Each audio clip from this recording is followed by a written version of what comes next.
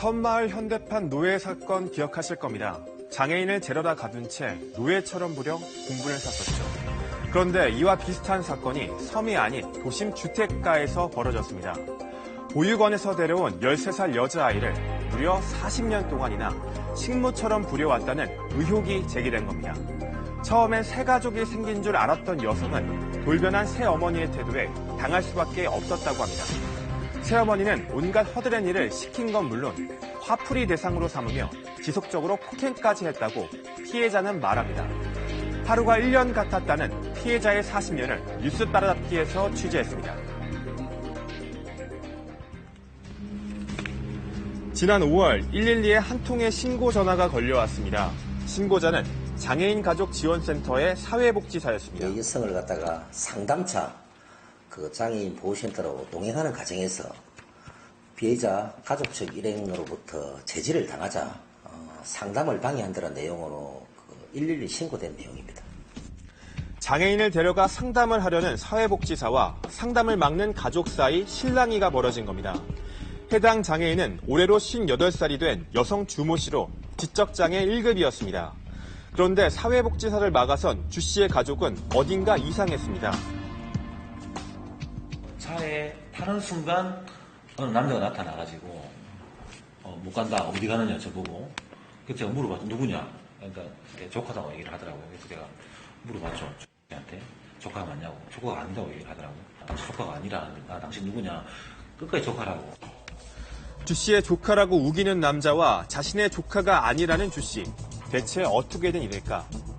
사회복지사가 처음 주 씨를 만난 건 지난 4월. 이제 계속 어렵게 생각하는 거에 눈에 보이니까 좀 도와달라. 그래서 저희가 이제 2차 상담을 창원에 가서 했었죠. 주 씨는 긴장한 모습이 역력했다는데요.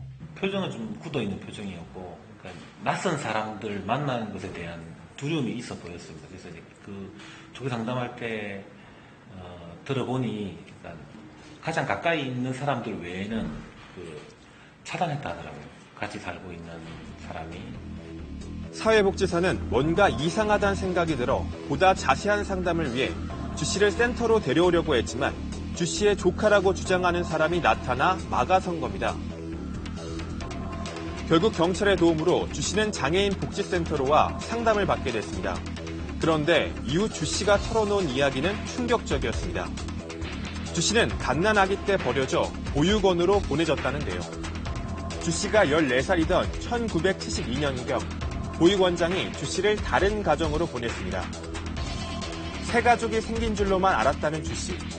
그곳에는 새어머니와 할머니, 그리고 새어머니가 낳은 2명의 친자녀, 이렇게 4식구가 살고 있었습니다. 하지만 첫날부터 악몽이 시작됐다고 말합니다. 밥하고 빨래하고 청소하고 이제 집을 넣으니까 잡초 같은 것도 뽑고 설거지도 하고 집안 청소를 다 했어요. 학교 교사인 새어머니 이모 씨는 온갖 허드렛 일을 주 씨에게 시켰다고 합니다. 우리는 바로 그 옆에 살았어요. 한 14살에 왔을 때 아래다가 식모처럼 부리먹고 그랬어요. 새어머니가 학교 교사임에도 주 씨를 중학교에 보내지 않은 채 말 그대로 새어머니가 학교 교사임에도 주 씨를 중학교에 보내지 않은 채 새어머니가 학교 교사임에도 주 씨를 중학교에 보내지 않은 채 말 그대로 식모처럼 부렸다는 겁니다. 학교 교사가 글자라도 가르쳐야 되잖아요. 그런 것도 없이 학교는 안 보냈어요.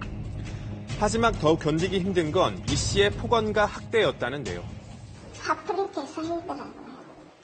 주로 때리는 것도 망치라든지 연탄 집게로 때린다거나 아니면 빨래다리다가 다리 밀어갖고도 그래요. 목에다 칼로 들이대면서 널 죽여버리겠다고 나오고 이러더라고요.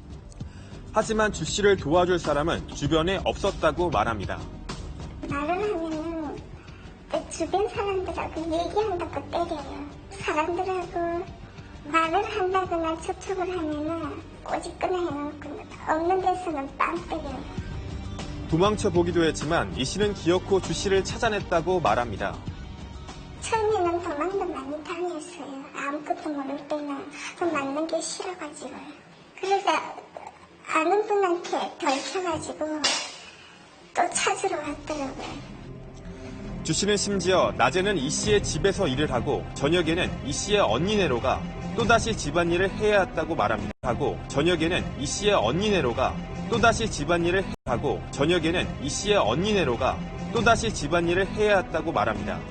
이렇게 두 집 살림을 맡은 게 무려 8년. 빨래하고 밥하고 청소하고 일단은 하루 일당 10,000원으로 친 것 같더라고요. 30일까지 있으면 30만 원 딱 주더라고요. 이 씨의 언니가 조금이나마 일당을 줬지만 그 일당마저 이 씨가 가져갔다는데요. 주 씨는 최근까지 한 아파트에서 청소 일을 했지만 월급은 이 씨가 직접 관리했다고 합니다.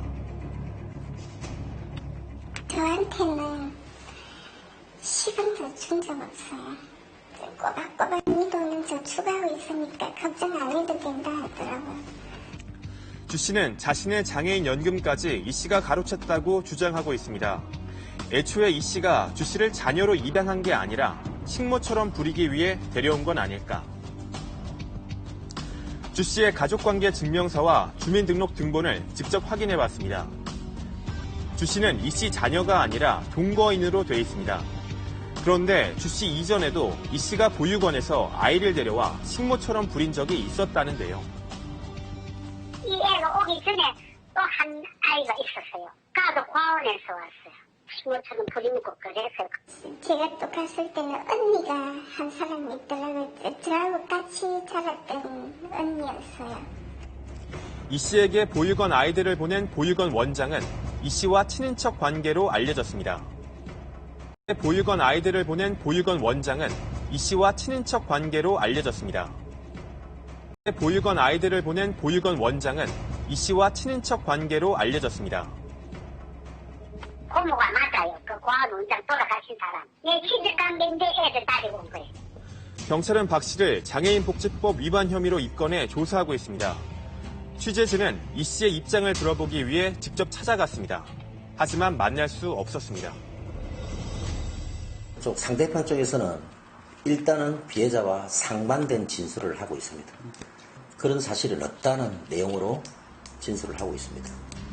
이 씨는 관련된 혐의 사실을 전면 부인하며 주 씨를 40년간 딸처럼 보살펴왔는데 허위 주장을 해 억울하다고 밝힌 걸로 알려졌습니다. 이에 대해 주 씨는 지금이라도 이 씨가 진실을 털어놓고 진심으로 사과하기를 바란다고 말했습니다.